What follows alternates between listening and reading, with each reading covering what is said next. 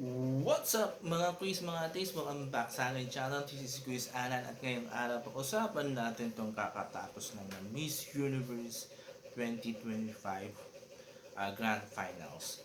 Okay, so hindi na tayo paligo-ligo.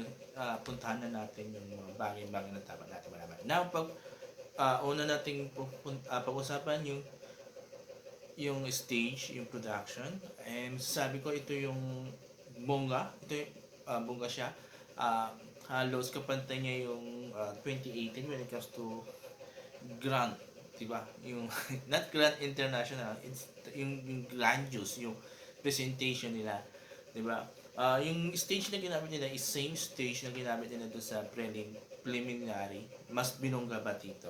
And doon sa opening show ng Miss Universe, yon bongga rin. Diba? Yung sa mga performance mula doon sa lalaki, si Jeff Saturn, na isang Thai singer na may mataas ang boses, then yung mga dancers, diba? So walang borloloy, walang masyadong borloloy sa stage, mostly on sa dancing na, sa sa LED, diba?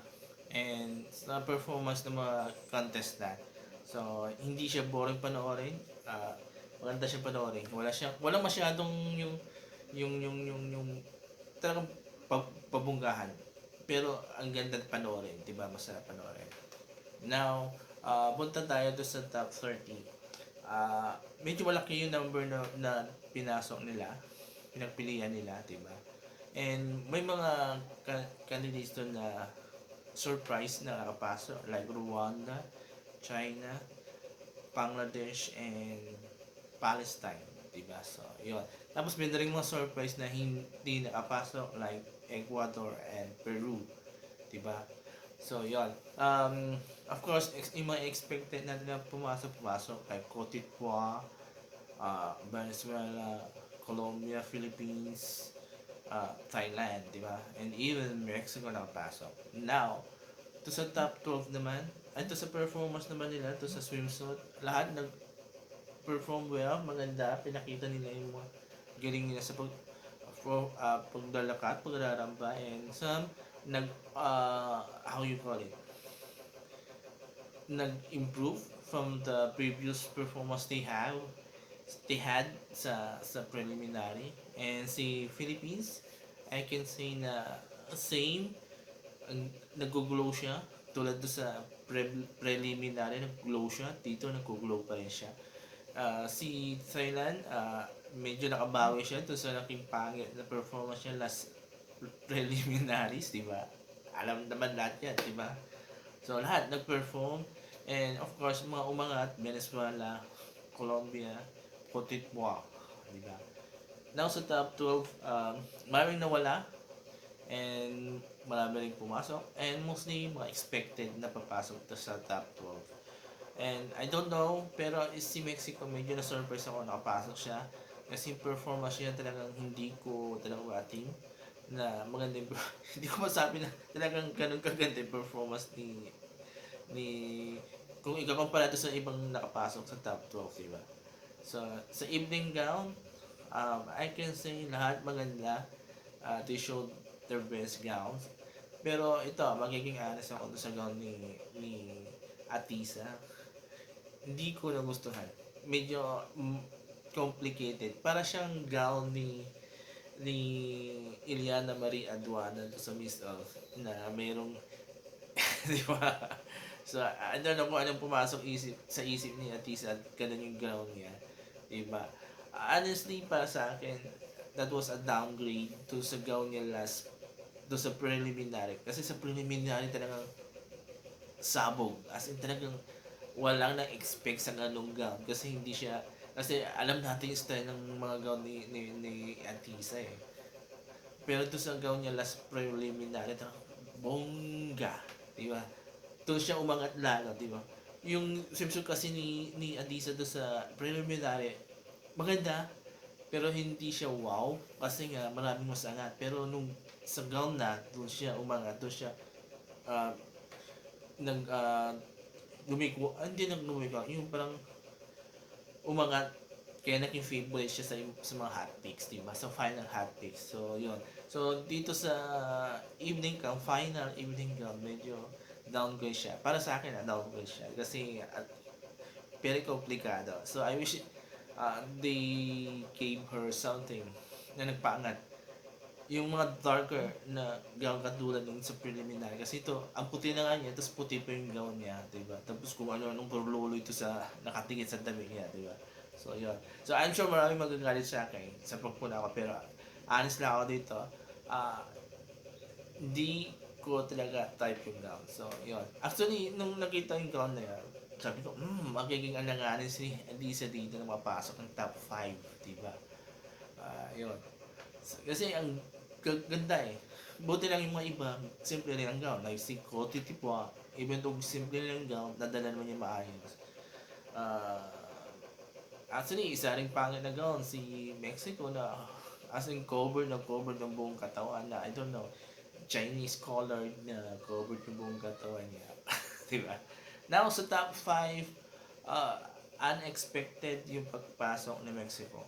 I was not really expecting for Mexico to enter. Si Thailand, hindi ko rin gusto siyang pumasok because hindi rin siya ganun ka... I don't know, nawala yung glow niya. Diba? Nawala yung glow na nakita natin nung MUT. Uh, Nawala yon. Even to sa preliminary nawala. Even kahit sabi ko kanina bumawi siya sa swimsuit pero hindi siya kanon enough para sabi mo na umangat. So parang diba alanganin. So Venezuela okay sa akin yun. Cote d'Ivoire okay rin sa akin. Mexico sa Thailand medyo alanganin ako kung ibabase sa performance. Tapos si Atisa uh, nag-alala ako sa kanya because of the gown. Pero sa performance, malinis yung performance niya. Swimsuit and evening gown. Ito lang sa gown. Sa design ng gown. Talagang, I don't know. Alam ko magagalit kayo doon. Talagang hindi ako nagandaan. And, I don't know. Parang hindi ko siya pwedeng i-level sa ganda ng gown ni Catriona or even ni Michelle D, di ba? Sa pasabog yung sa gown ng dalawang yun, di ba? Catriona and Michelle D. Pero kay Adisa parang me. So now to sa Q&A, yung first Q&A nila. Um Cote d'Ivoire yung talagang umangat sa Q&A. Magaling and expected natin yan kasi nasa Africa siya. Mostly ang mga African candidates are well-spoken, matatalino. Na-surprise ako kay Venezuela, magaling rin siya. Tapos si Philippines, hindi siya totally very good. Naitawid naman niya. Siguro yung how she delivered it, kaya it sounded like maganda or nasagot niya maayos pero hindi siya ganun, hindi niya talaga nasagot yung tanong, di ba? Anong contribution niya sa humanity, di ba? Pero hindi niya nasagot. Hindi tayo nabigyan ng magandang sagot pero yung how she delivered it, kaya medyo it sounded good. Mexico, meh. Same with Thailand, meh. Now, punta naman tayo sa second or final Q&A ng 5. Again, Cote d'Ivoire umangat to sa Q&A na yon. Philippines, I can say, dito siya nakabawi kesa to sa nauna. Doon sa answer niya nung sa una, di ba, nakabawi siya. Venezuela, same, bawi pa rin siya, di ba? And the last two, Mexico and Thailand, same. Hindi sila nakasapat ng maayos, honestly. So, ang naging, before the announcement, ang naging final result ko, para sa akin for me, fourth is Mexico, Thailand third, second, um, Philippines, Venezuela first, and Cote d'Ivoire ang winner. And surprisingly, ito yung kabaligtaran no? Ito yung kabaligtaran ng resort. So, Mexico won. First runner-up si Thailand. Second si Venezuela.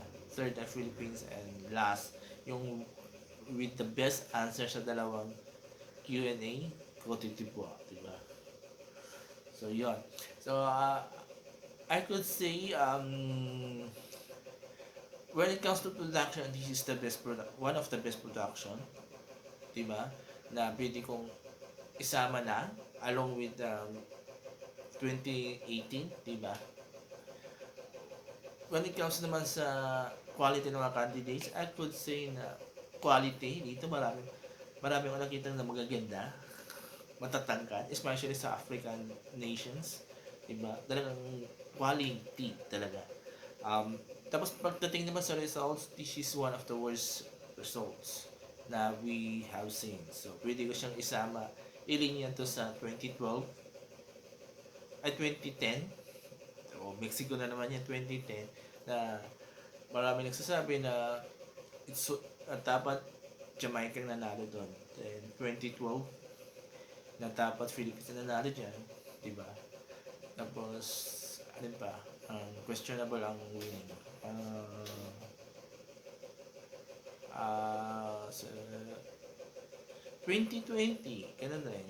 Medyo marami nag-question rin sa result na yan, na parang deserving yung Brazil over kay Mexico ulit, si Andrea Mesa. So, yun. Ano pa? And even yung 2023, yung time ni Michelle D, na maraming nagsasabi dapat pasok si Philippines instead of Thailand. Tapos yung nanalo si Nicaragua, na maraming nag-question rin na when it comes to Q&A, talagang failed siya, diba? Actually, yung top 3 to, diba? Hindi pasado.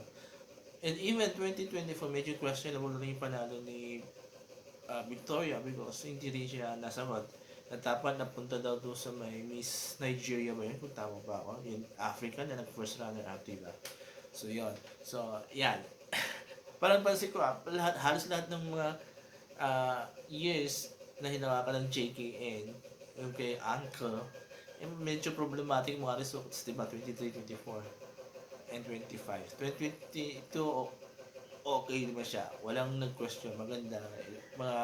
Mga deserving nung mapasok. Diba? Yun. So, yun. So, yun ang masasabi ko. So, another year of very controversial